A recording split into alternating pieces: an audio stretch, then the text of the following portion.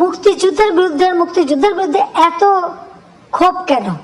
মুক্তিযোদ্ধাদের নাতিপুতিরাও পাবে না, তাহলে কি রাজাকারের নাতিপুতিরা পাবে? সেটা আমার প্রশ্ন, দেশবাসীর কাছে প্রশ্ন, যে রাজাকারের নাতিপুতিরা সব কিছু পাবে, মুক্তিযোদ্ধারা পাবে না। অপরাধটা কি?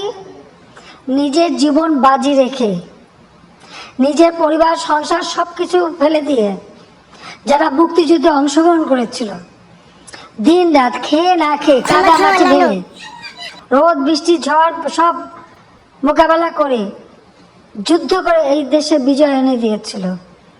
আর বিজয় এনে দিয়েছিল বলেই না আজকে সবাই উচ্চ পদে আসীন, আজকে গলা বাড়ায় কথা বলতে পারছে। তো ওই পাকিস্তানিদের বুটের লাথি খেয়ে চলতে হতো। নানু, দেশটারে তুমি শেষ করে দিছো। তুমি আসল রাজাকারের বাচ্চা। ফেরাউনের থেকে তুমি কম কিসে নানু? সমানের সমান। ভালো হয়ে যাও নানু।